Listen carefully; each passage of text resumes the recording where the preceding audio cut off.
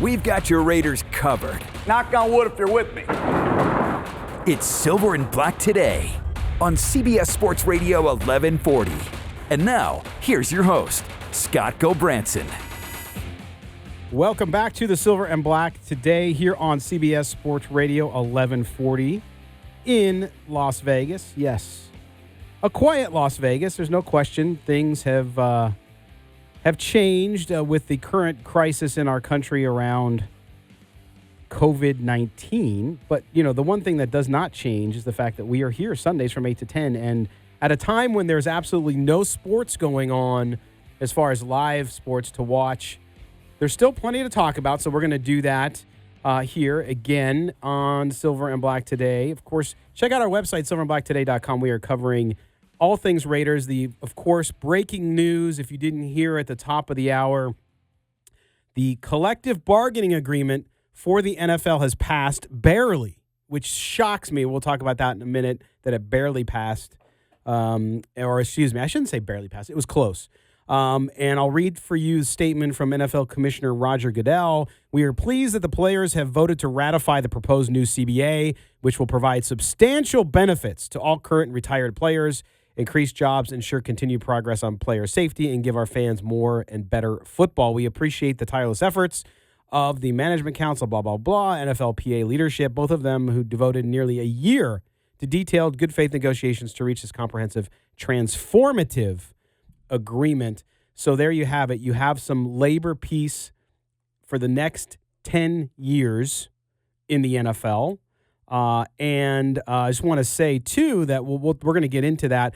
But from all of us here at Silver and Black Today and at Entercom CBS Sports Radio, be safe out there and watch out for one another. And do me a big favor. This is one thing I want to get at the top of the show. If you know anybody who's elderly, okay, older, it doesn't matter if they're family, neighbor, whoever, do me a favor. They probably, many of them live alone or they rely on others. Make sure to keep in contact with them, share the latest information with them, make sure they have supplies, etc. Let's make sure that Raider Nation takes care of the most vulnerable out there in our midst, and let's show the world how America takes care of its own.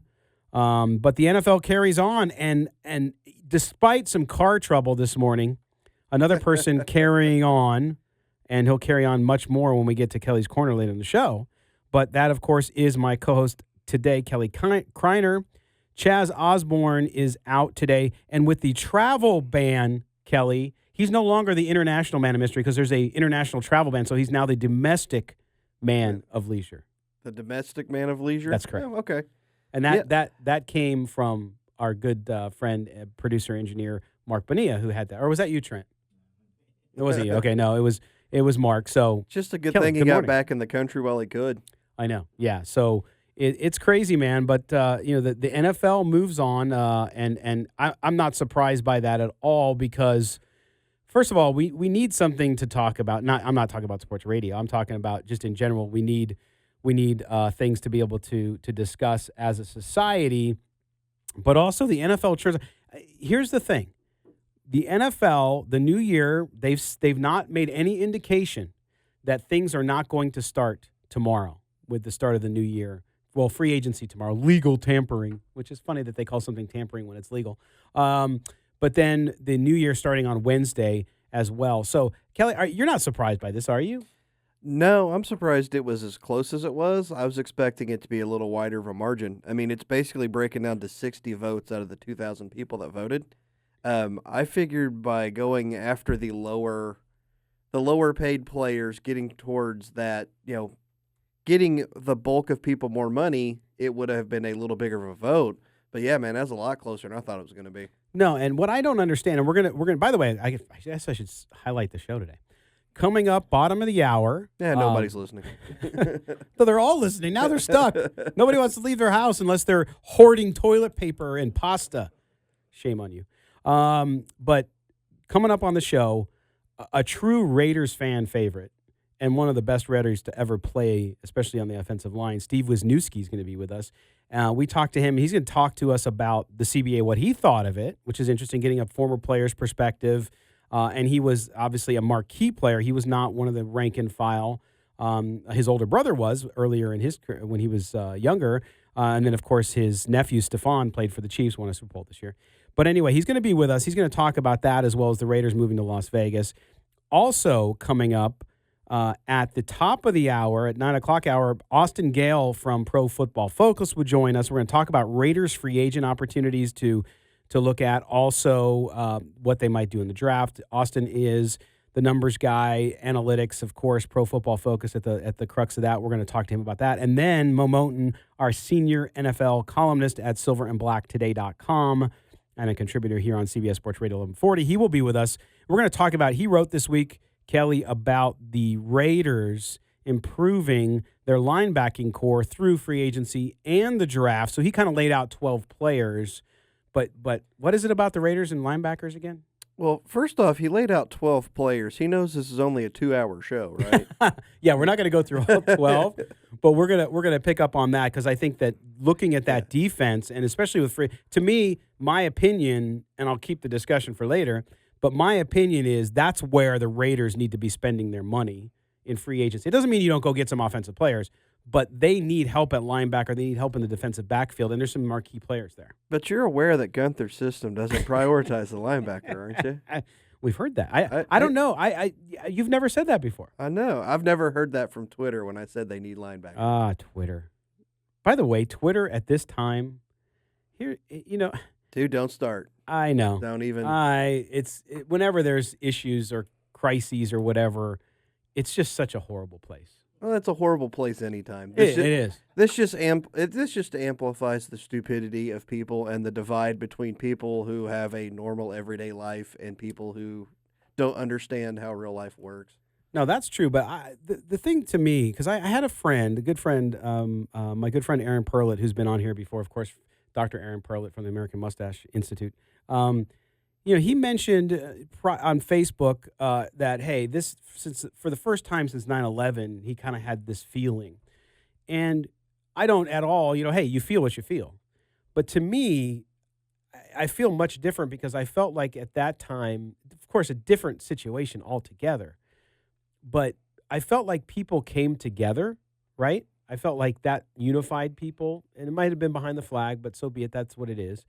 But now I see the politicalization and polarization amongst people on, ultra right and left side are just like spewing all this crap.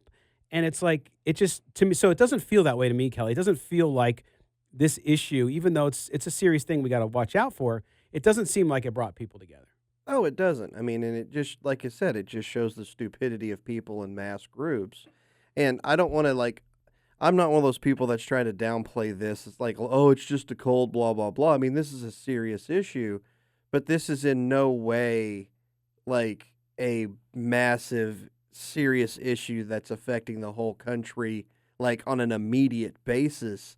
And you're seeing how people are freaking out and going nuts. Imagine if there was an event I hate to bring up 9/11 on anything, but just say that there was there was like a massive earthquake or something that hit two or three parts of and stuff is actually like your supply line stuff are actually cut off and start down. What would people do? I mean, you see the idiots and the morons out there, what they're doing now. Yeah. It's like, imagine if there's a real crisis to where, supply lines and stuff were actually cut. They'd be cutting people's throats at this point. Well, and that's the thing. I always say, and I told you before we went on the air, I'm usually very casual and in a public space especially, very, very courteous. I was brought up that way and still think that way. And I had my kids with me go to the grocery store on Friday, and there's a woman hoarding pasta, like just shoveling it into her cart. And I yelled at her, and I yelled an expletive. I have to say, I don't usually do that. But I just, for me, in times of crises, I always seem to be more calm. Like, to me, it's like, okay, because if you freak out, it makes the situation worse, all right? It doesn't mean that I don't get upset or emotional at times. It just means when this stuff happens, I have to look at all those people around me and say, you know what? Act more like that. Be calm. Doesn't mean you don't have to be concerned and take care of yourself and your family. Of course you do. You have to have food supplies and all that. But don't be ridiculous. My waitress yesterday at work, I was talking to her, and her father was at Smart and Final grocery shopping. and somebody actually took stuff out of his cart while he was he had like 2 things of chicken breast. It was like the last 2 in the store or whatever, and somebody actually took one of them out of his cart while he was getting something else. I mean, if I saw that in a store, I mean, I'd like to say I'm not a violent person. I would punch that person in the face. No, I would too. I mean, that's the thing too, especially what I said in my personal message about protecting the vulnerable, right? So in this situation, you have folks who are older and they're homebound or they're reliant on caregivers or whatnot. They might stop coming because of this for at least the near-term future. So you got to take care of those folks. And for someone to take, man, I agree with you. If I saw that, I wouldn't even ask. I would just resort right there to physical violence because that is beyond the pale and ridiculous to begin with. But just take care of each other, folks. Just don't, relax. If you're at the store and you need toilet paper, buy enough to cover yourself. Well, but you can't because nobody has toilet paper anymore. Yeah. No, I went into Walgreens to get some movie candy yesterday, and the face of the checker there, I said, it's been tough having it. And she's like, yeah. She's like, and I said, people are crazy, aren't they? And she's like, yes. She's like, I don't understand it. People are like waiting at our back door when the truck pulls up. They're not even going through the front door anymore. And it's like, okay. All right. Well, we're almost at the first break already. Well, to quote the great American movie Men in Black, when Tommy Lee Jones is talking to Will Smith, a person is smart, people are irrational. There you go. Yeah, especially when it comes to time of crises. All right, well, we're going to step aside, pay some bills. Yes, we still have to do that. The world has to function, folks. Business has to continue. You can't shut everything down. We're going to come back. We're going to talk about sports. Like, we don't have sports to watch. How has that affected your life? Has it made it worse? Has it made it better? Are you talking to your family for once? What's going on? We will address that, and then we'll put that to bed and talk about Raiders football the rest of the show. You're listening to the Silver and Black Today here on CBS Sports Radio, 1140. You found the most in-depth coverage of the Silver and Black. This is Silver and Black Today, live on CBS Sports Radio, 1140. Here's your host, Scott Gobranson. All right, welcome back to the Silver and Black Today on CBS Sports Radio 1140. In our original studio, we're back in the cave, the COVID-19 free cave, known as the CBS Sports Radio 1140 studio. We moved to the bigger studio, and due to some circumstances, we're back in the smaller studio, which is fine. It's our roots. I like it. But at the same time, next week we have a guest, one of the starting offensive players of the Raiders, the current Raiders. It's called a tease. Kelly, right? You've dealt with teases before? Next week or 2 weeks? Next week. 2 weeks. Thank you. Excuse me. There you go. Gosh. Be good at the show. Thank you, Kelly. It's this hysteria. It's trying to find paper towels. No, actually, it's the last 3 days without sports have been by so slow. It feels like it's been 2 weeks. Oh my gosh, that's that a is professional segue right there. That folks. Really, Kelly. You know what? You have to understand that it is talking on the radio, and there's some great podcasters out there too. The most listened to content actually is a podcaster, and Joe Rogan and all that. But you have done so well developing that segue might be your best yet. If we were giving awards right now, I would give you the award for that one. It was just beautiful. Anyway. For best segue? Nice. Yeah. And not the thing you ride. Okay, Kelly, so here's the deal. Yeah, so now with this whole virus thing going on and people stuck, for the first time since September 11, 2001, sports were canceled. And not only have they been canceled, but they have been canceled for the foreseeable future, including the entire NCAA tournament, which is an economic torpedo to the economy of Las Vegas that hits midship, okay, because it's a huge weekend. And Kelly, you work in the service industry as well. Talk about what it's like right now. I'm lucky because where I'm at, I'm not going to see the effects of this because even though I work on the Strip, I'm not actually working for a casino. There have already been hundreds and will be thousands of people laid off in the next probably 48 to 72 hours in this town. I mean, bars and restaurants are shutting down. The buffets are shutting down at the MGM property. All the Cirque shows. I mean, it's just crazy to think of how fast this happened. I was talking to a friend of mine last night. She was in a car wreck about 4 months ago, had been back to work for 3 weeks, and now found out her bar is shutting down. Oh, man. So, I mean, it's like, it's the whole, I can't even remember the product. Life comes at you pretty fast. Yeah. It hit us in the face really hard, and it's only getting worse out here. Yeah. If you look at the occupancy numbers for the next month at some of the hotels. Under 10%. I was getting ready to say, as of 4 days ago, Cosmo's best was 30% for the month of March. They had 1 day in the 30s, and that was a tournament day that just people haven't canceled yet. That's insane. And that's the thing. I don't want to be depressing here, so we're going to talk, but we want to give you the reality of what's happening here in Las Vegas. The one thing I want to get to is the stadium, because as soon as this stuff started happening, there were a lot of folks who were concerned with the funding of the stadium, because as you know, and those that did not want the funding of the stadium to occur with public money, which is done through a hotel tax, that what if something happens? What if 2008 happens again and we have a downturn? Fair question, okay? So now we have this. Business in Las Vegas has tanked, okay, as far as international domestic tourism and hotels and all that. So with that, I got a lot of questions on Twitter. People saying, "Hey, what about the stadium? Is this going to slow construction?" Number one, Mick Akers did a great story in the RJ saying, no, it's not going to slow the physical construction. They're not having issues with construction workers or any of that kind of stuff. So that moves on. From the funding perspective, I want everyone out there to understand, I'm just going to lay it out very simply. When SB1, the bill that passed in Nevada to fund the stadium occurred, they created, to protect the taxpayer, i.e. taxpayer, in quotes, to protect the taxpayer, they set up a waterfall fund, a reserve fund. That reserve fund, while it is also funded by hotel tax, the first $45.1 million of it were funded by a sale of public bonds, which occurred almost, a year and a half ago? That, or no, maybe longer than that. It was a couple of years. Yeah.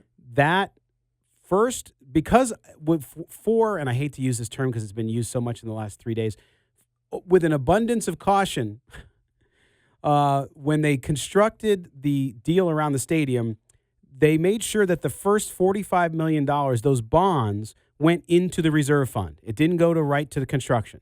So in essence, what that means, and this comes from Jeremy Aguero over at Applied Analysis, what that means is if Clark County did not have one person stay in one hotel room the remainder of the year, I should say for 365 days, not even the remainder of the year, for a year, that $45 million would cover the debt service on it. So there's no risk there. So if that, I hope that answers the question. I tried to make it as simple, and it is a complex thing, but the public bond portion covered that reserve fund. So if the hotel tax doesn't recover for 3 or 4 months, it's okay, right? So I just want people to understand that, Kelly, because it's public bonds, funding. It's not, and it happened a while ago, so people don't need a refresher. So I hope that helps, and I'll check in the chat on our social media channels, which, of course, we are streaming live video, YouTube, Periscope, and Facebook. Yeah, I mean, and that's the first thing, whenever you do a construction project like this, when you're basing it off some economic thing, you plan, like I said, you plan for that downturn. It's just nobody expected it to happen before the damn thing's even built. Yeah. That's just the kicker. But I mean, like I said, it's been planned for, it's been taken care of. And if you've lived in this town long enough, you've seen, you saw the Great Recession, you saw 9/11. I mean, you've seen what happens out here when it gets bad. I mean, it's a ghost town for a while. But you've also seen what happens the second you start going back up and everything gets going again. This town's an economic engine, and that's never going to change. No, and I think that it's one of those deals where you look at the Raiders coming to Las Vegas, it's a big deal, and here we are running up to this. Of course, we were preparing for the NFL draft. There was a report out last night, Pro Football Weekly, saying that they have sources that say it's going to be canceled or moved to May, and that it's not going to be in Las Vegas. I don't have sources that say that. I don't have confirmation of that. Neither do a lot of other very respected and connected journalists that I know that I've talked to back channel. No one has definitively at the NFL said this. Of course, they haven't announced anything. Will it go on like it was supposed to? No. I think highly doubtful. Hey, Trent. Highly doubtful that it goes on like we expected. okay? That does not mean it's canceled. That does not mean they've made a decision yet. Pro Football Weekly jumped out in front. I'm not disparaging them. I just have people telling me the opposite. So we'll see what happens. But currently that economic engine, the draft, we were counting anywhere from 250 to 700,000 people on the very high end spectrum, which I thought was always too high. But nonetheless, we were counting on that, Kelly, for people to come here, and that is something that we know will not happen. As far as it's just not going to be as big as it was. But we want to hear what you have to say. Call us 702-889-5978. And in fact, it's been a few weeks. Buckle up, because he's got pent up opinions and sound off. It is our good friend Wally. Wally, what's up, buddy? What's up, knuckleheads? Wally. There's only two of us here today, man. How many phone numbers you guys got, man? Well, it depends which burner we're using that day. Jeez, my lord. What, the little prince couldn't bother to come into the show today? The domestic man of leisure is tied up. I don't know who tied him up, but he's tied up. But he'll be back next week. Hey, there's breaking news. Yep. We're all still alive. This is true, Wally. Yes. It truly is a Festivus miracle. Well, you've already aired your grievances, but do you have any more? Oh, I'm just so annoyed with these people, man. Well, Wally, what about you're not a fan of the draft being in Las Vegas. Why is that? Because you morons are going to be on the Strip, and I'm not going to be able to get to where you're at. Because I'm not messing with that nonsense. Oh, come on, it'd be fun. What are you talking about? Just have it like last year, okay? People coughing all over the place. Are you kidding me? No, just have it at the bar or wherever, like last year, and it'll be great. All right, Wally. Hey, Wally, what one free agent do you want the Raiders to sign? You know, the year starts this week. What are you looking forward to? Who do you think the Raiders should sign? We need a real good safety and a real good corner, and of course, a linebacker. But I think, other than that, I think we're going to be sweet. We're going to get a good wide receiver in the draft, hopefully. So, man, we're not that far away, dude. No, I agree with that. I think you know how quick this stuff can turn, man. Oh yeah, I agree with that. I think you make that defense middle of the road at least. That's all you got to do, and then you add those pieces on offense, and you're clicking on all full cylinders. Wally, thanks, man. We appreciate it, and we'll let you know which number to call. We'll let you know which number to call next week. Kelly, what are you doing, man? I'm good, man. How you doing? Good. You're still alive. You were sounding like you were going to die the other day. You were going to get the coronavirus at work. I've talked to people and I've made the comments it's not if I get it, it's when I get it, man. It's just you just deal with the public and stuff with something like this. It's just math at this point, dude, I work on the Las Vegas Strip. I see hundreds, if not more people a day I've got to deal with. Money changing hands, everything like that. It's for me, it's there are several service industry workers that have tested positive for it here in town. There's been a few tourists that were in town. It's just math to me. I'm expecting at one point to get this. Hopefully, if I do, I don't pass it on to somebody else. Oh my gosh! Well, luckily for me, I just sit in my shop and fix all the electronics in the slot machine, so I don't have to go on the floor very often unless we get a big move or a carpet change or something. So I don't have to deal with those morons too much. Wally, man, we got to run to a break. Thanks as always, right. And we'll see you around soon, buddy. Good to hear from you, Wally. All right, there's Wally, our VIP caller when he calls in. All right, we're going to step aside. When we come back, we're going to bring you our conversation with the great the Wiz, Steve Wisniewski. You don't want to miss one. He will talk about the CBA. Make sure you stay tuned here on CBS Sports Radio 1140.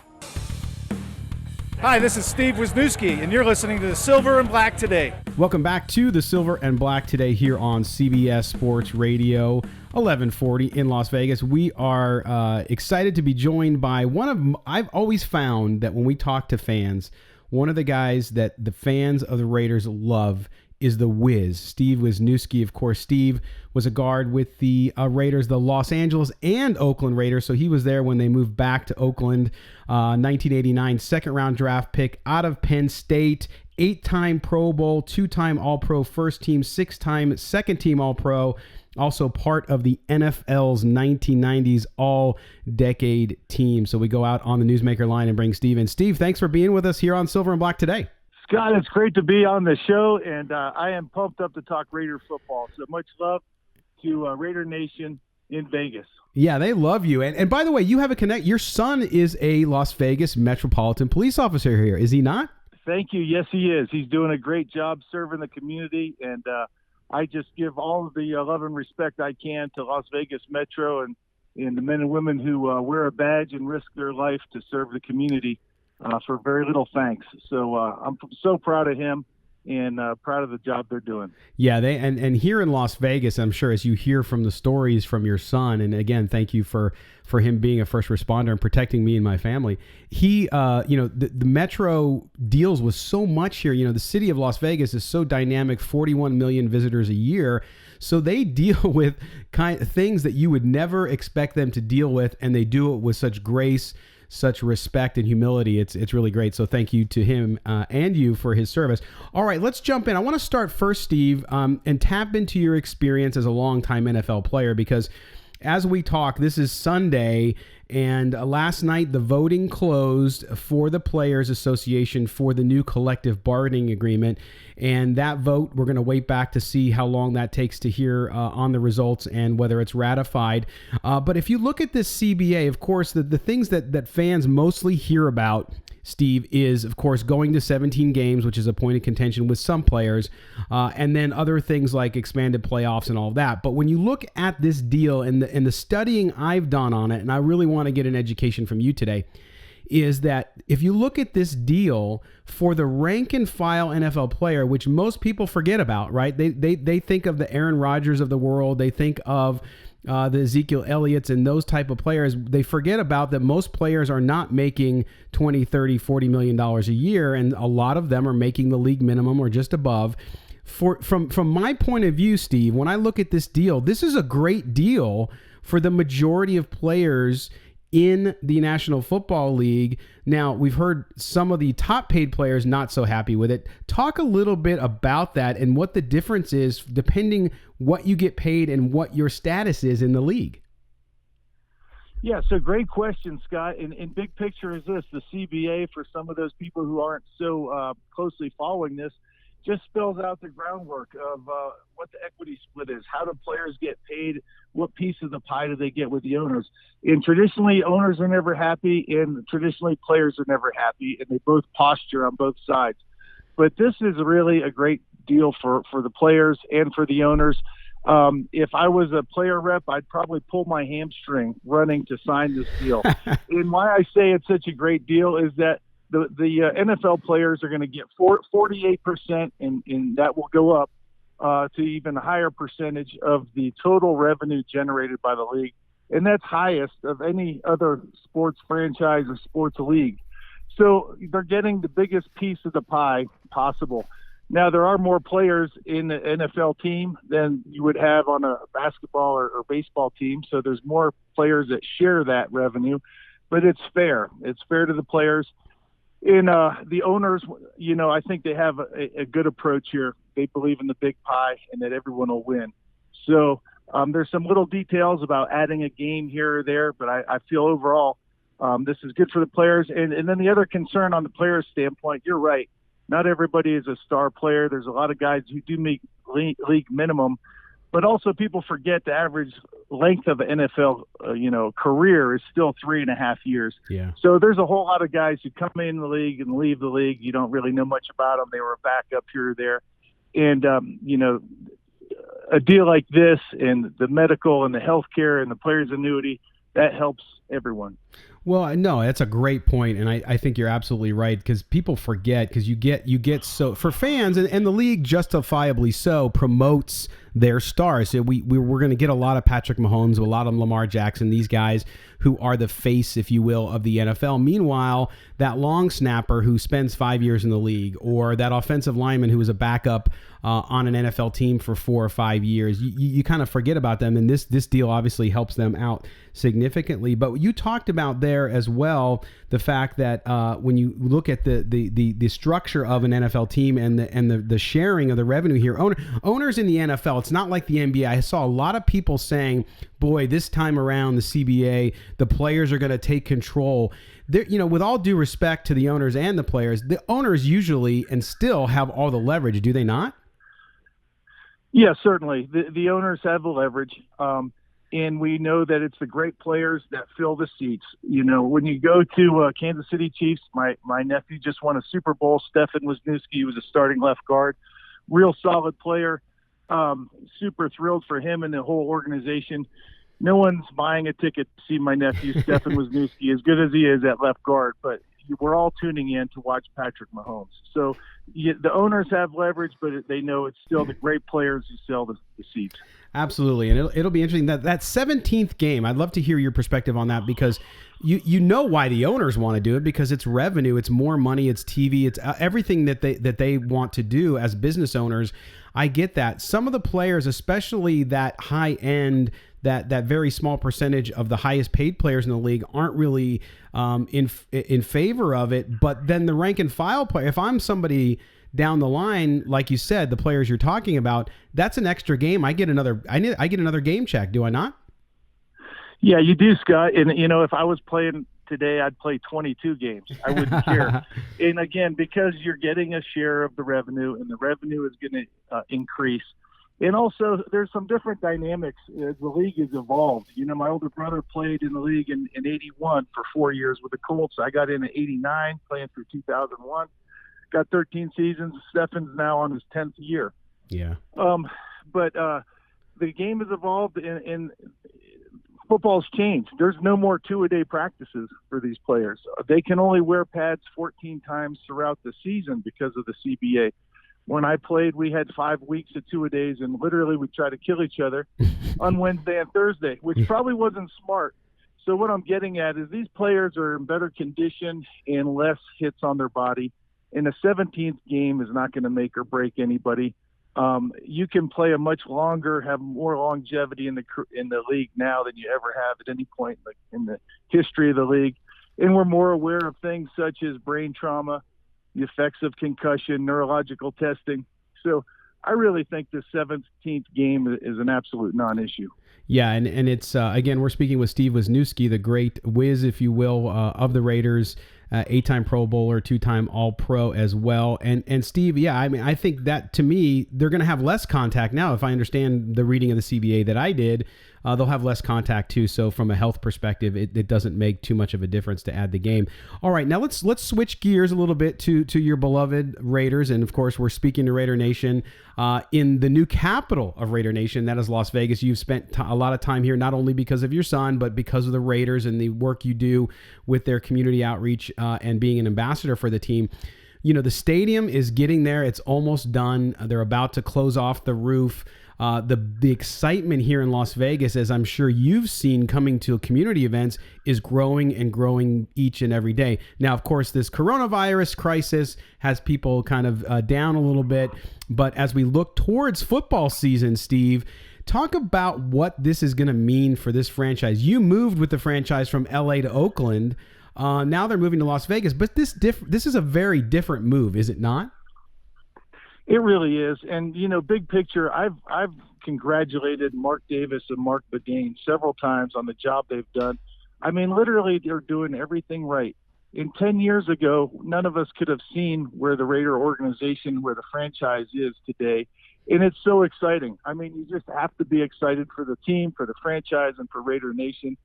They've moved to a dynamic market that is hungry for football.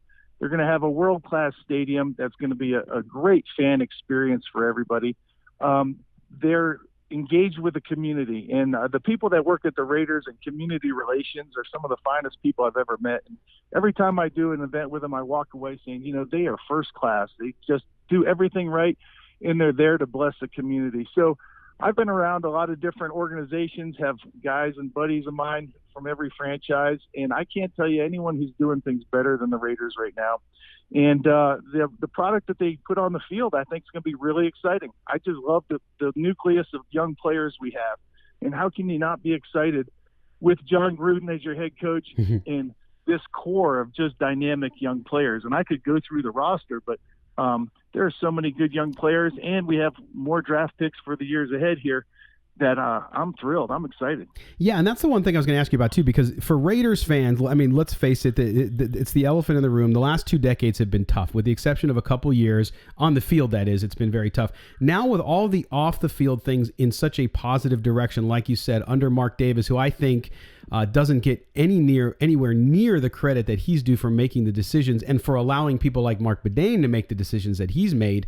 And then you look at that. So off the field, things are going so well. The stadium, the new practice facility and headquarters here right outside Las Vegas in Henderson, which is phenomenal. So all that is going well. Then on the field, they bring in Coach Gruden. Everything's turning in the right direction. Now, the season ended on a down note last year, but that was attrition. There's a lot of different reasons for that. But it looks like they're very close on offense, particularly a few players maybe away from really breaking out. When you look at that Raiders offense, and of course, Derek Carr tends to be a lightning rod for some, but overall, how far? I mean, that offense is pretty close. Don't you think, Steve? I really do, because I believe in John Gruden as a brilliant offensive coach. He was my coach. I know what he's teaching, and I believe in his schemes, first of all. And Greg Olson does a great job, too, as offensive coordinator. But the core, the nucleus of young players and the effort that they're giving, I know we haven't seen the wins we want yet, but I love the attitude, the effort, and the way this thing is trending. It's kind of like stocks. I follow stocks closely and things of that nature, digital assets, cryptocurrencies, and you want to see what's the trend and where is this thing trending. And I like what I see. And so now certainly we need to get back on defense to get them some more tools, some more players. You know, you're only as good as your players. You can have a solid scheme, but your players have to execute that scheme. And I like the effort I see, but we just need some more players, I think, on defense to help execute. Yeah, no question. And then when you look at today's offenses, Steve, I mean, having played where you played in the trenches on some really, really obviously great Raiders teams, the way the rules changes in the NFL have occurred, it's a quarterback league. You could argue, I guess, in some ways it's always been a quarterback league, but the roles have changed. The game has changed. You have this much wide open spread offense that you're seeing kind of dominate the league. For you, when you see that, what's great about that, and then maybe what's a little bit of a drawback for how that's changed in the NFL? Yeah, it's funny. You know, we imagine if Jerry Rice or Tim Brown was a rookie in the league now, and they had the opportunity to come and play in these wide open offenses where defenders cannot strangle them at the line of scrimmage. We used to play teams like the Kansas City Chiefs that would literally like rip the jerseys off our receivers at the line of scrimmage and not let them go, right? Just to disrupt the pass route. That's, you know, in theory, that's illegal now. There's so much more flexibility. The league wants to see more points scored. So the plus side is we're seeing more games with wide open scores and scoring, and fans like that. Most fans don't want to see a 6-3 game. Right. We'd rather see 36-33, you know. And so the plus side is you're seeing more scoring. The downside is maybe, you know, we're getting heart palpitations because our favorite teams are giving up 30, 40, 50 points some games, you know. Yeah. But I think it's making it more fun for the average fan. We want to see points scored. And offensively, you have to be able to move the ball around. That's what I love about the Raiders, though. You know, you got a Josh Jacobs who's as fine as any young running back.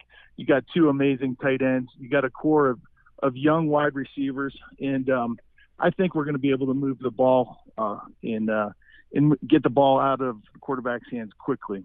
So that's what you need to do is have more of a spread offense mindset in the league today. Yeah, no doubt. And it's going to be exciting to see how that, because the draft this year, and hopefully it goes on as planned here in Las Vegas, the Raiders clearly have 2 picks in that first round, and everyone's anticipating it'll be a wide receiver and then maybe a defender like a linebacker. So we'll see how that goes. But Steve, we're going to see you a lot here, won't we, now with the stadium and the team here and your son here? Yes, sir. I love every opportunity I have to come to Las Vegas. And, I'm not a big gambler. I'm not a big drinker, but I love Las Vegas. There's so much to do out there, so many good people. And an opportunity to see my son is anytime the Raiders call, I'm on my way. I'm the next flight out. Well, we look forward to seeing you out at Allegiant Stadium and being around the Raiders in the practice facility. It's going to be a great time. We certainly appreciate your time today. You bet. You do a great job, Scott, and it's always a pleasure to be on your show. All right. Steve Wisniewski, Raider great, of course, 8-time Pro Bowler, 2-time All-Pro, first team, 6-time second team. We appreciate it. We're going to step aside when we come back. The Silver and Black Today rolls on CBS Sports Radio, 1140. CBS Sports Radio. This is Silver and Black Today, live on CBS Sports Radio 1140. Welcome back to the Silver and Black Today here on CBS Sports Radio 1140. Thank you to Steve Wisniewski, the Wiz. Always fun to hear him talk. Kelly, I love talking to him because, first of all, the guy was just simply a badass. I mean, there's just no other way to put it. But also, somebody who really just keeps in touch with all aspects of the sport, not just the Raiders. Of course, he's once a Raider, always a Raider, and he's going to be here a lot. His son is a cop here, which I keep still wanting to run into him. I haven't had a chance yet, but I try to avoid running into as many cops as possible. Yes, although you and I like to enjoy a premium cigar now and then, and the cigar lounge we go to, a lot of filthy with cops. Yes, lots of police, which I always feel very safe there. Yeah, but I'm hoping. Good point. I'm hoping that maybe he'll stop in. Maybe he doesn't smoke cigars, but nonetheless. Good times. And I want to thank Steve for joining us. We recorded that interview with him late on Friday before the CBA was passed. And, of course, if you missed the news, the NFL players have voted to approve the new collective bargaining agreement, staving off any chance of a labor outage between now and 10 years from now. So you have 10 years, and you're not going to have any work stoppages, so they can focus on the game, if you will. We'll have plenty of coverage for this on silverandblacktoday.com this week. We'll also continue talking about it here on the show as we move on. But, Kelly, the 17th game, to hear Wisniewski, a guy who played the offensive line, say that the 17th game is not, for him, in his opinion, not an issue on player safety. And I had somebody in YouTube on our video broadcast say, the 17th game is not good for the rank and file players, which is not true because they get an extra game of pay. And with all the part of the new CBA, and they're not going to go into this detail yet, but they're going to draw back even more of the contact in pregame and preseason. So that means that the player safety issue, because of the new game, the 17th game, they're going to cut training camp again. And the amount of hitting that can be done. So overall, I don't see how anybody could have much of a problem with this unless you're in the top 2% of wage earners in the NFL. Well, like when you say they're cutting back like preseason and OTAs and all stuff like that, that contact's not the same as the stuff you're getting in a game. No, of course not. Because, I mean, even in practice, when you're practicing in full pads and everything, you're not going all against each other. But I think the point that was made was the extra game check is big because the average career is 3.5 years. Yes. And that's the thing. In the long run, that 17th game's bad, but how many people have a 15-year career? Exactly. How many people have a 10-year career? That extra check for the people that are there for a year or two, which is going to be the bulk of the people that voted on this, is going to be way more important than some of the looks of that long-term health. Yeah, no, well put. And I think that's part of the point, Kelly, is that you have that disparity of most of the players in the NFL are not Aaron Rodgers. For Aaron Rodgers and guys like that who are going to play 15 seasons, you're absolutely right. I get it. But most of the people aren't that way. The other thing about this CBA that I love, and we'll get somebody to come on hopefully either next week or the following week, is about what it does to take care of former players. Some of the sharing of revenue for former players, especially around medical issues and things like that. You can't insure those people for medical. It's just astronomical. You just couldn't do that. But at least they've carved out some way to take care of some of those guys from previous eras. Well, it's not even the cost on something like that. The NFL looked into having like lifetime health care and stuff, and no one's going to underwrite that. So it's not even the fact that you can't cut a check for it. Nobody's willing to take that check. Yeah. Because, I mean, that's the whole thing. An insurance policy is only good if someone will write it. Yeah, no, that's right. You have to, and it's all based on risk and actuary tables and all that stuff. It's just so astronomically high.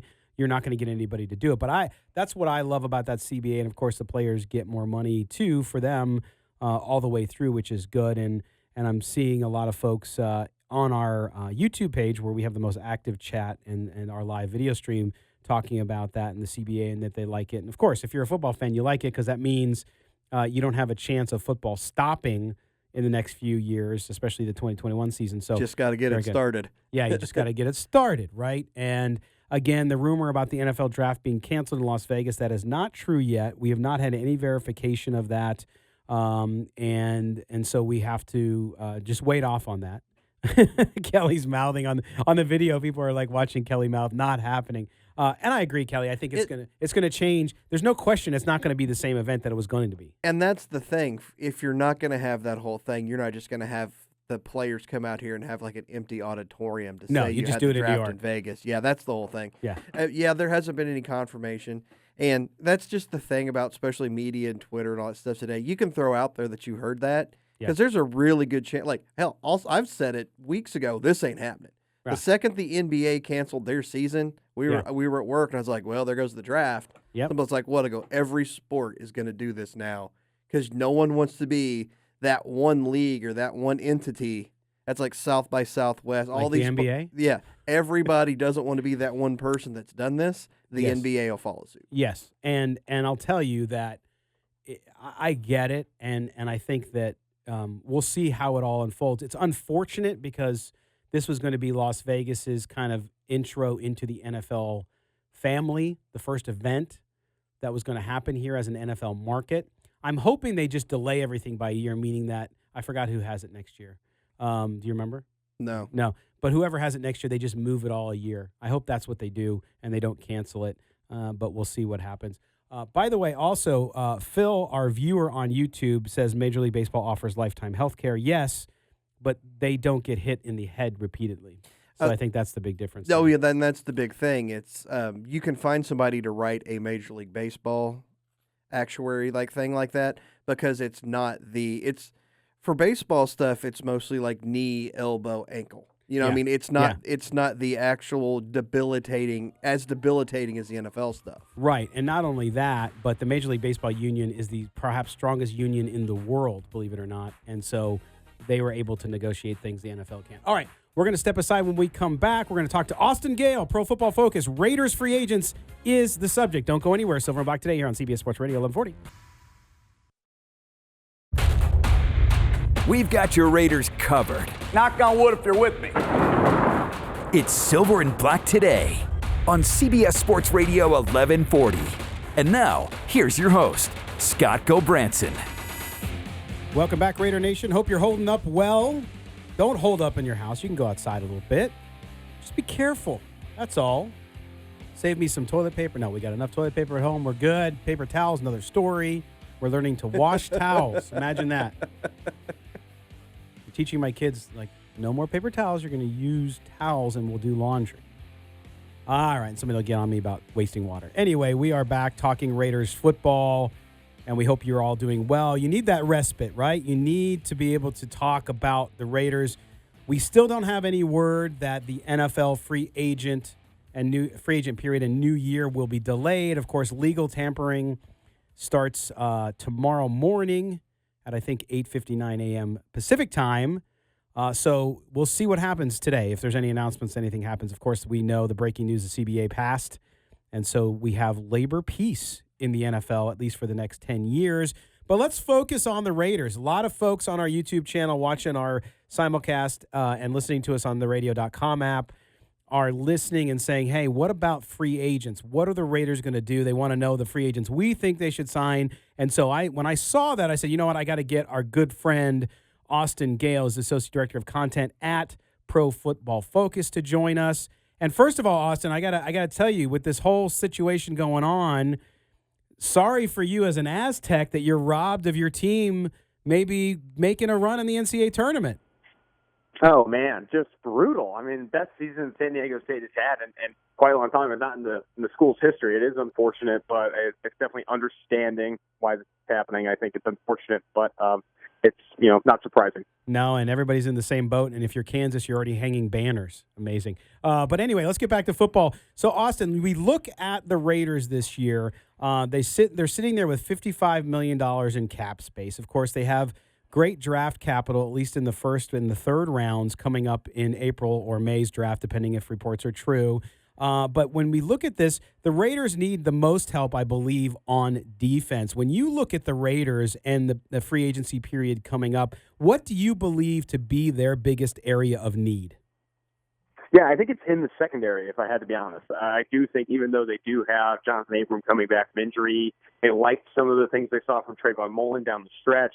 It's still a huge need for them on the back end, and it's something that's very difficult to fill in the draft. I think I say this over and over again in the offseason. If you draft 2 cornerbacks in the first round, it's rare that you're going to get elite caliber, high-end caliber play from those rookies as rookies. Maybe 2-3 years down the road, they're able to fill needs for you. I think if you're going to fill needs, you have to fill them in free agency, and I think that starts at cornerback and safety. I look at Byron Jones. He's going to be a big money, big-ticket item in free agency, but if he's someone the Raiders can land in Las Vegas, a huge help to that defense. I also like Anthony Harris, an underrated safety that will be a free agent this offseason, another guy that can play that deep safety role and allow Jonathan Abram to where I think he plays his best and come in the box.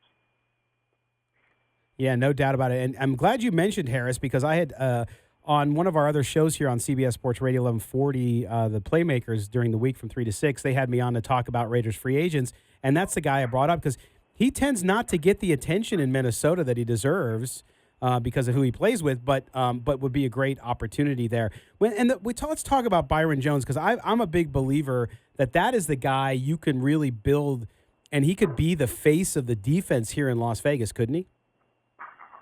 Yeah, absolutely. I think Byron Jones is easily one of the top defensive prospects in this free agent class. I also think, though, that this cornerback class in the free agency is somewhat deep. If you can't land Byron Jones, Chris Harris Jr. can do a lot of things for you in a short-term type of situation. He can play the slot. He can play outside. He's a very valuable corner that's been good for a very long time. I also think Trey Wayne comes in, brings length, and brings speed. In the right system, I think he can have plus play. And another guy, James Bradbury, a slower corner, great length, though. Love that length. And if you're going to play a press cover 3 type of scheme, he's the guy that you want. I think James Bradbury will come cheaper than Byron Jones. Chris Harris Jr., Trey Waynes, all of those guys will come cheaper than Byron Jones. If you can't land the big name, don't leave the position entirely because I do think this free agent class has value at corner a little bit deeper beyond Byron Jones. Again, we're speaking with Pro Football Focus Associate Director of Content, one of our favorite guys in the biz, Austin Gayle. Hey, Austin, it's Kelly.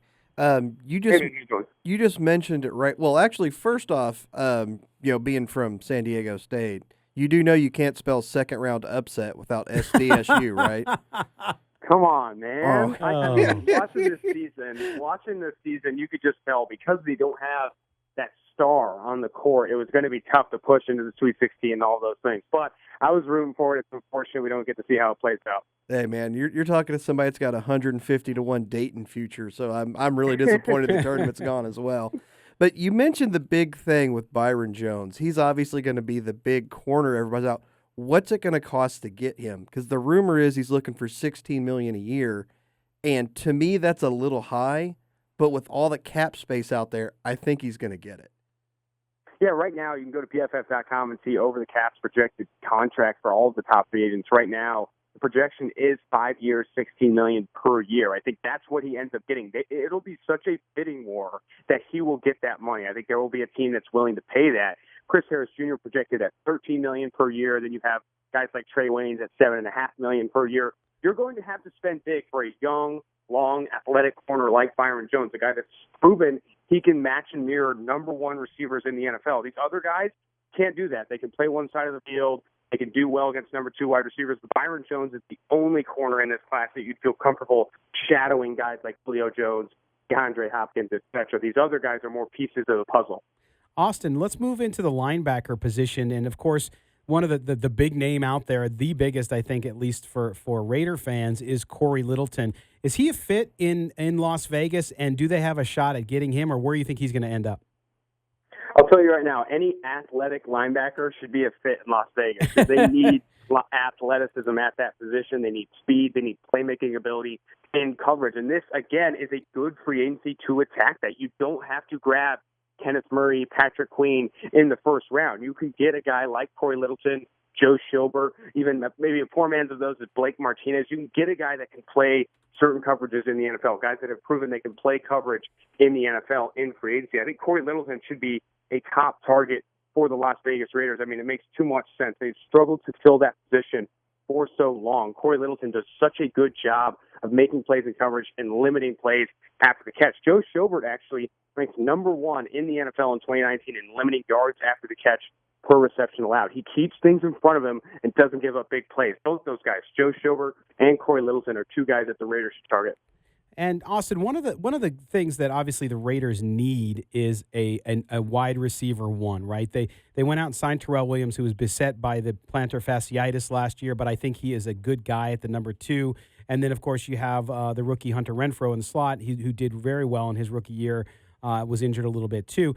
But when I look at the free agent market, to me, and I'm not counting A.J. Green, and you're in Cincinnati, so you tell me, but I'm pretty sure A.J. Green will be back in Cincinnati. So when I look at the rest of the market, I don't see anybody, unless John Gruden and Mike Mayock think that they can turn a guy into a wide receiver one. I don't see anybody out there that really excites me. Am I missing the boat on anybody? I mean, Amari Cooper, but I don't think that reunion's coming anytime soon. I would agree with you. The top 2 guys right now on PFF Sport in free agency at the receiver position are Amari Cooper and A.J. Green. I don't think either of those 2 guys leave Dallas or Cincinnati, respectively. After that, it's Robbie Anderson for us, who I think is a number 2 receiver at his best. He can't run all of the routes on the route tree. He's improving every year, but not a guy you want to pay true wide receiver one money. This is where I'll say go to the draft, because there are 2 wide receiver ones in this class that the Raiders should target at 12 or 19, being Jerry Jeudy and CeeDee Lamb. I might even throw Henry Ruggs in the list. He's PFF's wide receiver 3 right now, but they should come away from that 12 pick, given value and where they're selecting, with a wide receiver, whether it's Jerry Jeudy, CeeDee Lamb, or Ruggs, because all 3 of those guys can offer really, really good production early in their careers. They're very polished, very complete types of wide receivers. Hey, Austin, it's Kelly again. You actually just brought up the point I was going to make about how the wide receiver 1, you should have to go after the draft. To me, I have Jeudy 1, then kind of Lamb and Ruggs in the same category just under there. Who do you guys have as, if you had to pick your number 1 wide receiver, who do you guys at PFF have as 1, Jeudy or Lamb? Yeah, right now PFF's number 1 wide receiver is Jerry Jeudy. However, CeeDee Lamb is right behind him, I think, at 8th overall on our board. I do see Jerry Jeudy as the best receiver prospect in this class. I think if you look at it from a releases and route running standpoint, Jerry Jeudy is better than CeeDee Lamb. He's also fantastic moving inside and outside the alignment slot or outside receiver. I think CeeDee Lamb's better after the catch, maybe better in contested catch situations, but bottom line is I want my receiver to get open, and Jerry Jeudy gets open better than any receiver in this class. Yeah, and I think I like Ruggs a lot. I'm on the Ruggs train because of the contested ball issue, but also he does have that speed, not just pure speed, but I think he breaks away. But yeah, I don't think you can go wrong with either of all those guys, and Jeudy seems to be the one that everybody favors. But Austin, and we look at this, the last thing I'll ask you, and we've kind of stayed out of the fray a little bit recently, is it's been a little quiet, but it always pops back up. But, of course, it's the Derek Carr issue. To me, Derek Carr as a trade target, we keep hearing Bears. What's the latest you're hearing on the market for Derek Carr and the possibility of him not being with the Raiders? Yeah, ever since I went to Indianapolis for the Combine, I've been hearing the Raiders have been shopping Derek Carr from everyone I've talked to. I think Chicago has been the team that comes up the most because they're in a situation where they'd like to bring in Derek Carr. I also think everyone's on board with the idea that Derek Carr would thrive, perhaps even better, in that Nagy system than John Gruden because of how much he focuses on that first read type of stuff and keeps things close to the line of scrimmage. He can do what Trubisky does now a little bit better, and I think that's what the Bears see in Derek Carr if there is indeed interest. However, if the Raiders are going to move on to Derek Carr, I do think there is an option, a way of going about things. It's signing Marcus Mariota in free agency and maybe bringing in Jalen Hurts at the top of day 2. Molding your offense around these kind of mobile quarterbacks that can do a lot of different things, offer value as runners, and really change that offense quite a bit for the Las Vegas Raiders. I think that's the option I would go. Don't trade up to Tua Tagovailoa. Don't go all the way up that way get a guy in the back, top of day 2, sign Marcus Mariota, and kind of play your cards that way if there is indeed interest in trading Derek Carr. All right, Austin Gayle from Pro Football Focus. He is the Associate Director of Content there, a great friend of the show. Austin, as always, my friend, we appreciate the time, and we'll catch up with you. Hold on to your hats this week. We'll see what happens. Of course, thank you. All right, we're going to step aside. When we come back, we're going to be joined by our senior NFL columnist here at silverandblacktoday.com, and that, of course, is one Mr. Moe Moton. We're going to talk to him about the linebacker position with the Raiders. What can they do? They need to do a lot. What can they do to remake that linebacker core and to get better on defense? You're listening to the Silver and Black Today here on CBS Sports Radio, 1140. You found the most in-depth coverage of the Silver and Black. This is Silver and Black Today, live on CBS Sports Radio 1140. Here's your host, Scott Gobranson. Welcome back to the Silver and Black Today here on CBS Sports Radio 1140. Thanks to Austin Gayle from Pro Football Focus for joining us. Interesting conversation there around free agents and the Raiders' needs on primarily defense. And I'm glad, Kelly, he agreed with me on the fact that there's no true number one wide receiver that's going to be available in free agency, so the draft is the way to go. And we've known that. I keep hearing about how deep the draft is at wide receiver. Yeah, the draft's deep at wide receiver, but is it number one deep? No, it's quality and depth deep, but not that prototypical X number one receiver. Yes. You've got 2, maybe 3, and that's it. Yes, and speaking of quality, we go out on the Newsmaker line and we bring in our good friend, the senior NFL columnist at silverandblacktoday.com, also a great contributor over at Bleacher Report, and that is Mr. Moe Moton, and he joins us now from an undisclosed bunker in Brooklyn, right, Mo? By the way, I like that segue. I gotta have you introduce me anytime I go to a public function. Your segue into introducing me our top-notch quality. But yes, unaffected here in New York City. Everyone out here, pretty much everyone out here is going about business as usual. Pretty much like the NFL out here. So yeah, and we're getting increasing buzz about, of course, the NFL draft being postponed and canceled here in Las Vegas. No confirmation of that, but there's an increasing buzz around it, Mo. But let's jump into the reason we have you on. And, of course, everybody's tired of talking COVID-19, so we want to talk about linebackers. And this week up on the website, you wrote a story about 12 options that the Raiders could look at in both the draft and free agency to address the glaring need that they have at linebacker. But before we do that, we'll hit on just a couple of them because we can't go through all 12, obviously. But when you look at the position for the Raiders, talk about what it is in the NFL, just for folks out there. What kind of linebacker do you need today? Because it has changed over time. Yeah, you definitely need guys who can cover. There are an increasing number of pass-catching tight ends, and now running backs are expected to catch and run out of the backfield.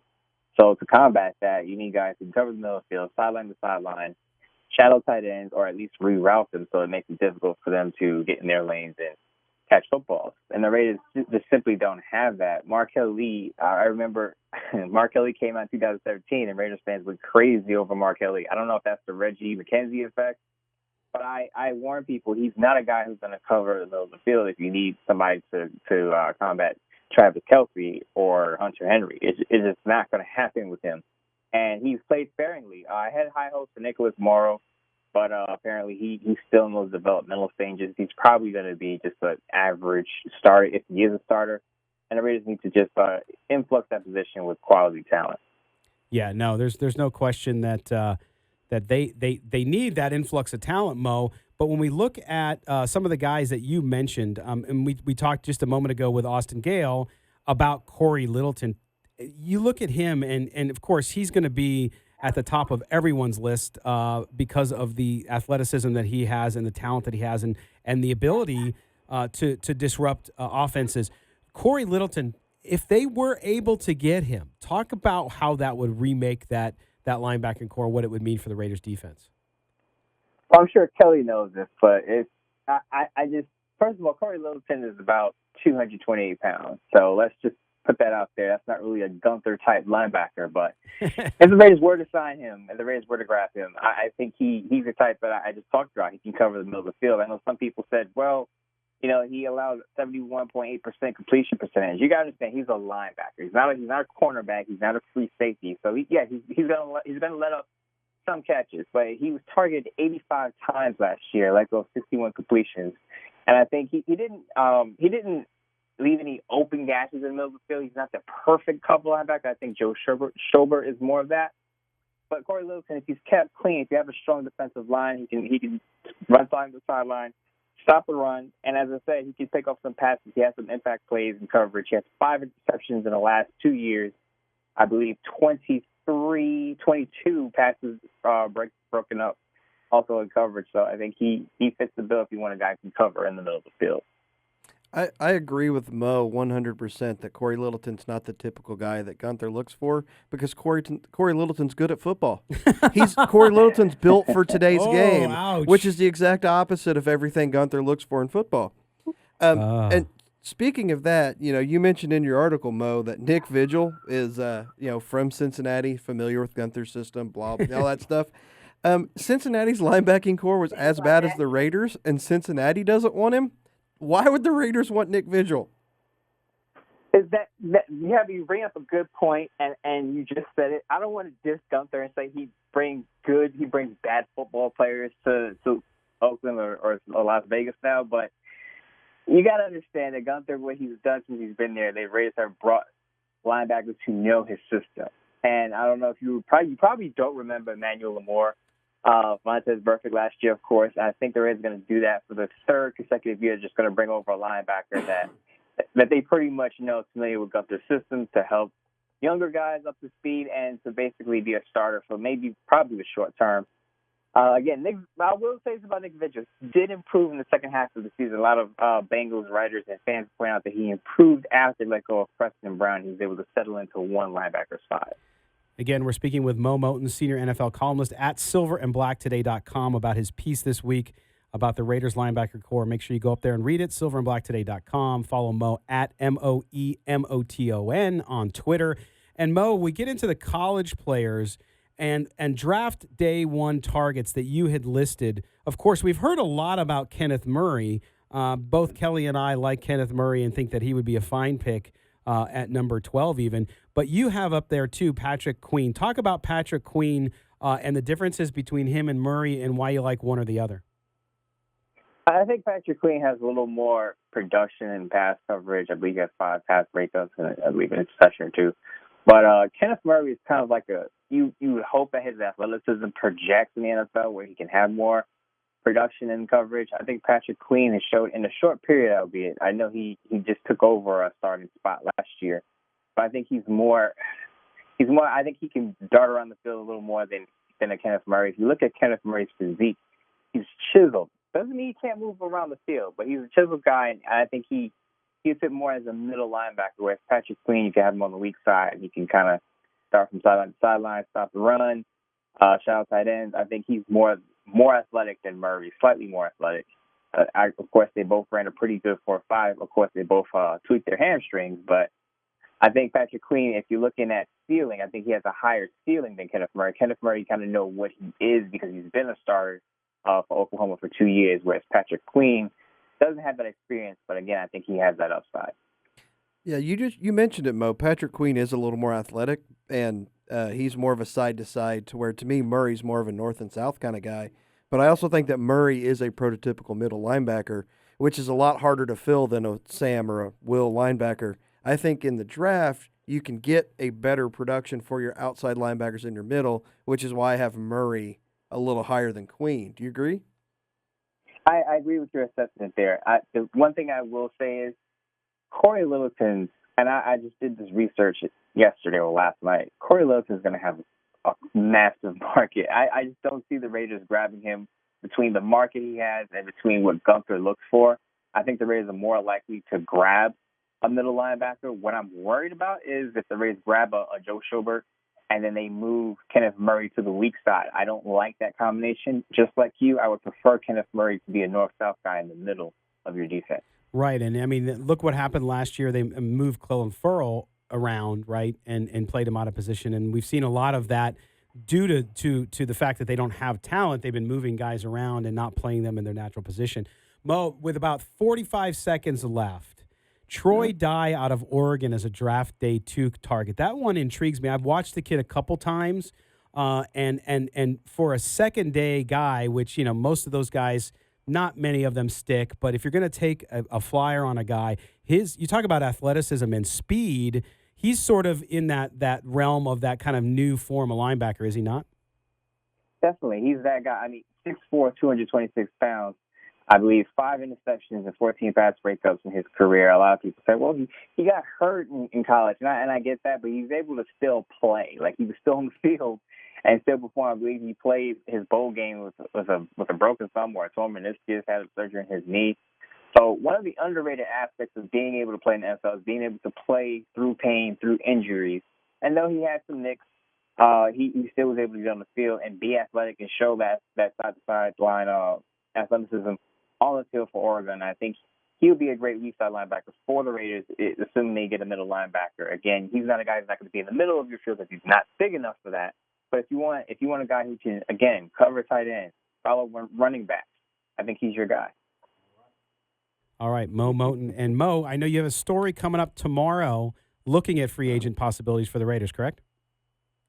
Absolutely, and I think fans are going to be kind of disappointed in what I project, but this is more real than fantasy. Just putting that out there. Yeah, realism. You know, there's some people who don't want realism. If you write something that they don't like, then they'd think you're doing a terrible job. But we all know that. And Mo does not do a terrible job. He does an amazing job. Amazing writer and always interactive with his readers. Moe Moton, senior NFL columnist at silverandblacktoday.com. And also you can catch his stuff on Bleacher Report. Mo, we'll talk to you next time, my friend. All right, talk to you guys soon. Thanks for having me on. All right, Thanks, that was Moe Moton. Always fun to talk to, Kelly. And I think overall, you know, I mean, Mo's always got a very good. We don't always agree on everything with him, but overall, I think with his linebacker story, pretty dang close. Yeah, it was good, and it's funny. I didn't get to say anything. I'm like the Nick Kwiatkowski. He had him on there. I've been a big fan of his from West Virginia. Yeah, and I thought he was going to have a chance to do something. The second he went to Chicago, I knew he was going to get buried. So I think this is a guy you're going to get him really cheap. You know, he's really got potential. He's somebody I would definitely target. And that's the thing, especially at that position. I mean, there's the sexy names, and I get that, but there's also guys who can really significantly help them that aren't necessarily going to move that sexy meter, but they are going to move that defense in the right direction. Yeah. All right, when we step aside for a moment, when we get back, it's time for Kelly's Corner. Last week was epic. I don't know that he can top it. I can't. Taysom Hill. Not going to. Awesome. Watch the video. But we will give it a shot. You're listening to the Silver and Black today here on CBS Sports Radio, 1140. This is Mark Bedane, president of the Raiders. You're listening to Silver and Black today. All right, Mark Bedane brings us in. He's been a busy guy the last couple years, responsible for a lot of what is happening here in Las Vegas with the Raiders for Mark Davis, the owner. So nice to have him bring us back in, hear his voice. But the voice that we go to now is often the voice of reason in troubled times. No, I'm just kidding. It's a bad reason, but there's a reason behind it. But last week, Kelly's Corner, if you missed it, it's up on our YouTube channel because it was epic about Taysom Hill. And it was funny that people, Kelly, arguing that Taysom Hill could be a good quarterback and you don't know yet because he hasn't played. And it's sort of like, Well, and I had a couple people that comments that were left. I wasn't attacking Taysom Hill for wanting to be a quarterback. No. I was attacking his coach for comparing him to a Hall of Famer. Yes. You know, if you want to keep Taysom Hill as I think he should just be a wide receiver. They need a number 2 wide receiver. I think Taysom Hill could be a great number 2 wide receiver. Great hands. You know, absolutely. But you're taking one of the best quarterbacks in the history of the league off the field for plays for a guy you don't trust to throw the ball. That's right. It's just stupid. That's right. Well, now, though, we need to get you fired up and angry about something else. No, I'm not Speaking of stupid. Kelly's Corner, ladies and gentlemen. Here we go. Yeah. I was kind of all set to just kind of go on a rant about all these people and this social distancing thing, but I'm tired of hearing about it, so I'm not going to do it. So I'm just going to sit here and make fun of Florida.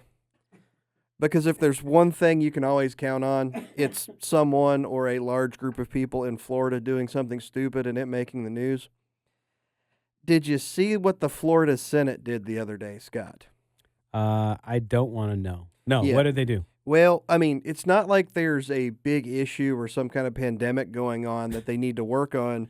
The Florida Senate took time out of their day to officially declare that the Florida State Seminoles are the national champions in college basketball. What? Yeah, a senator actually in the Florida Senate. Wait a minute. Basketball? Yes. What are they ranked?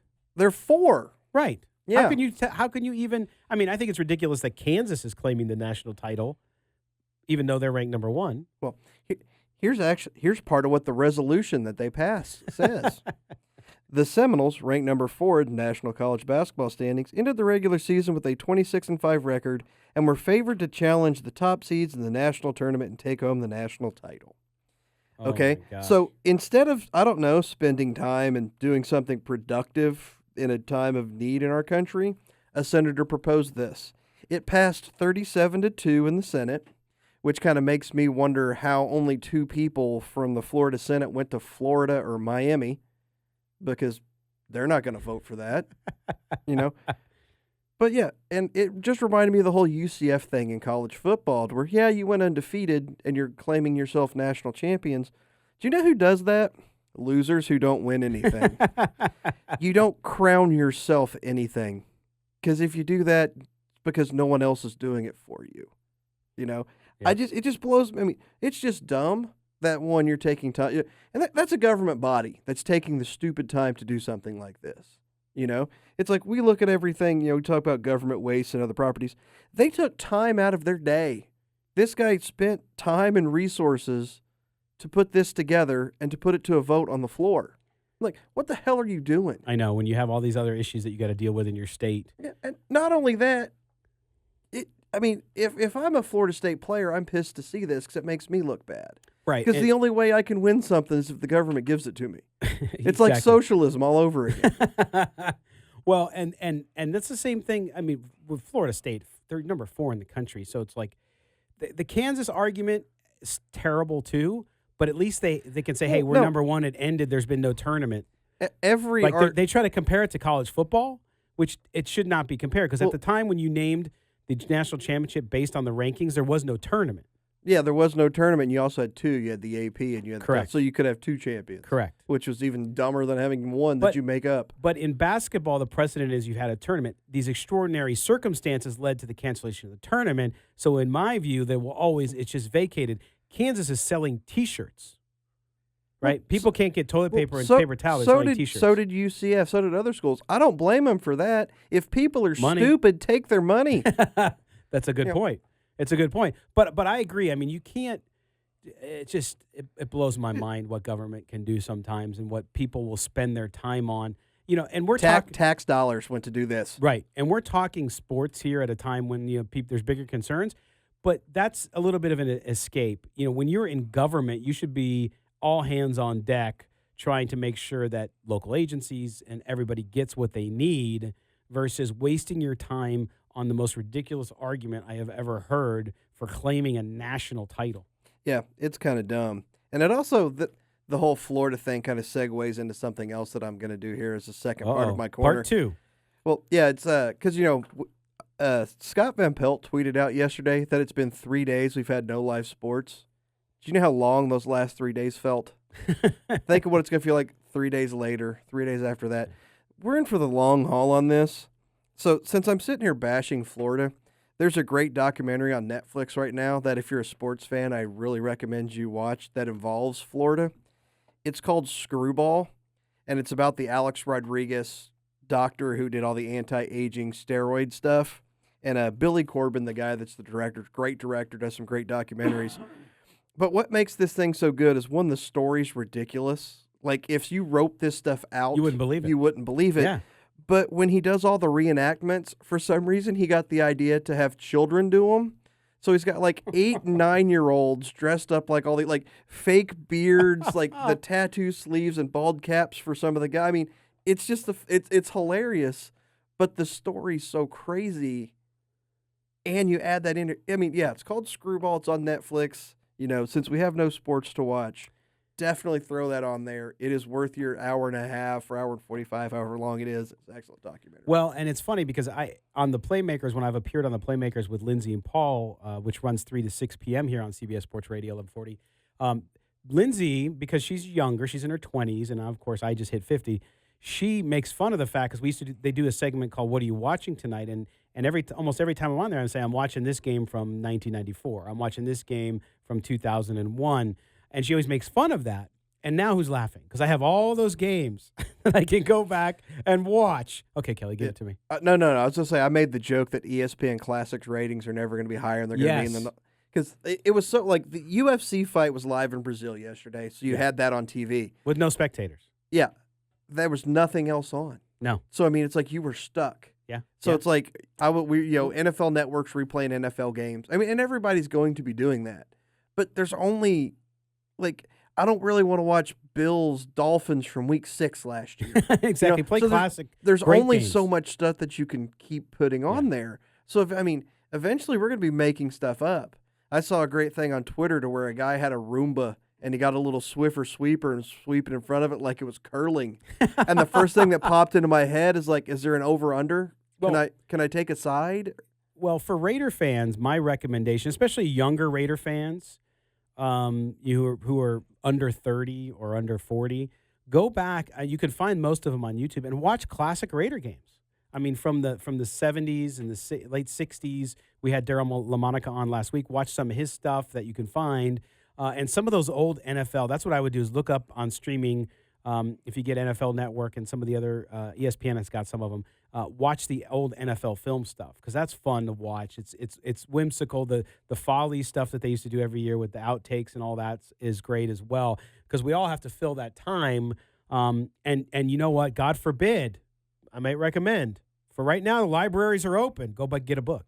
Great books on sports to read, background, some great Raider books out there as well too, Kelly.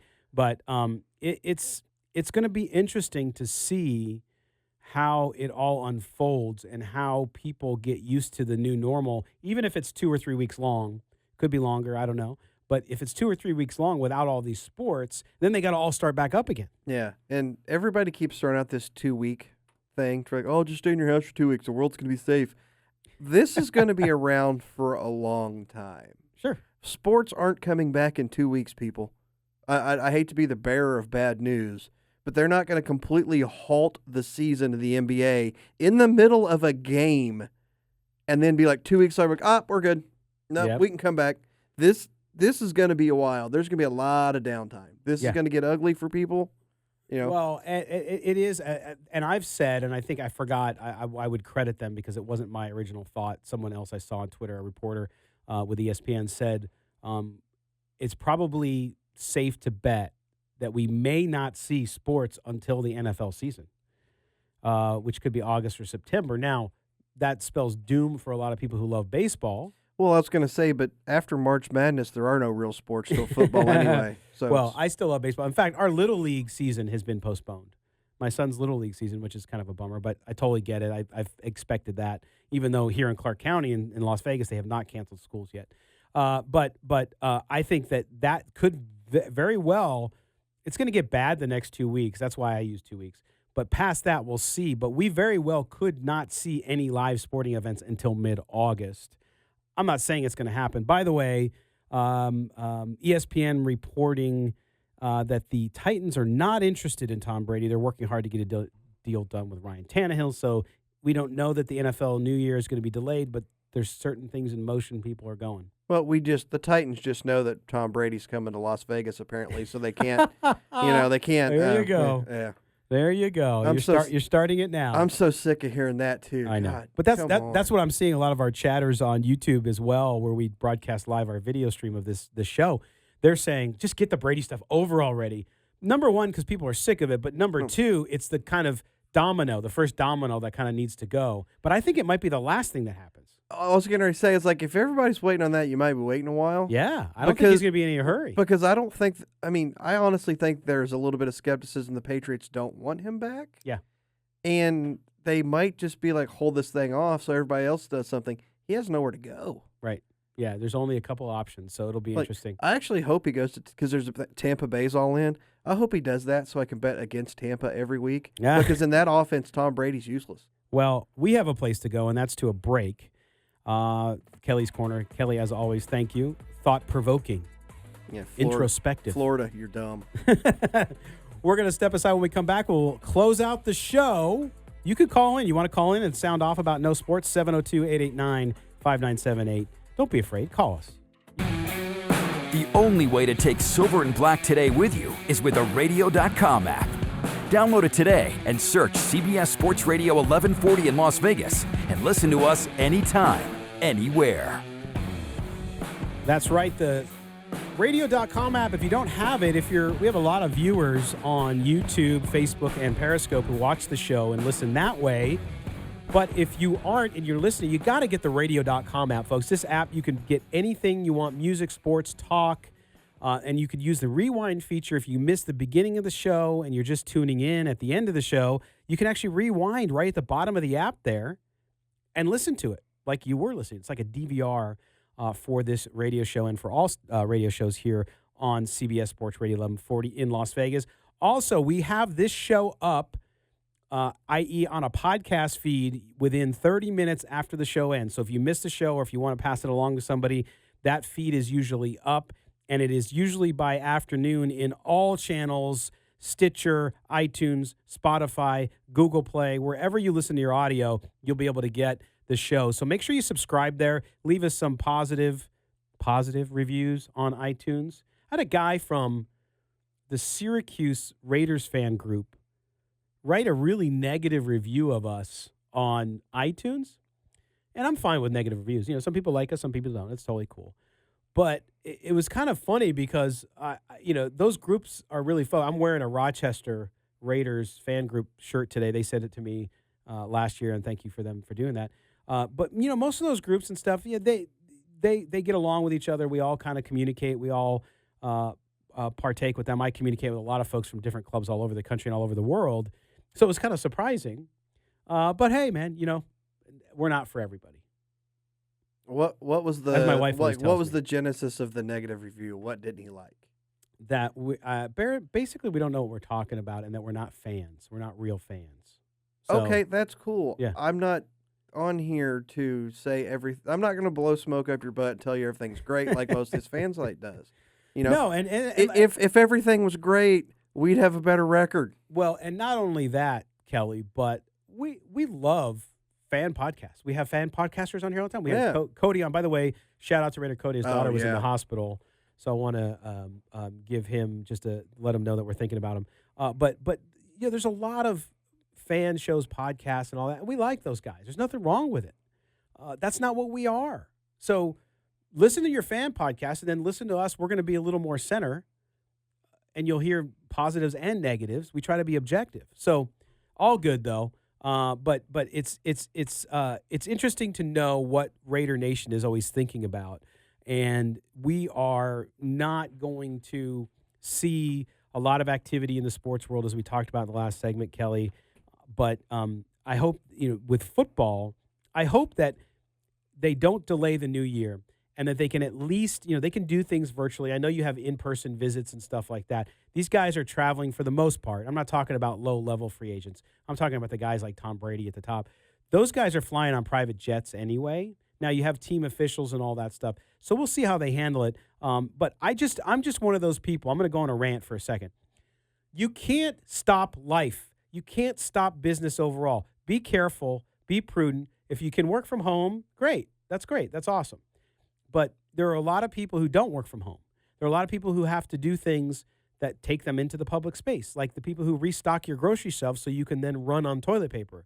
Those people have to work. So society's not going to stop. Let's just all be really careful. And the football shouldn't stop either. You're talking about business. They're not on the field.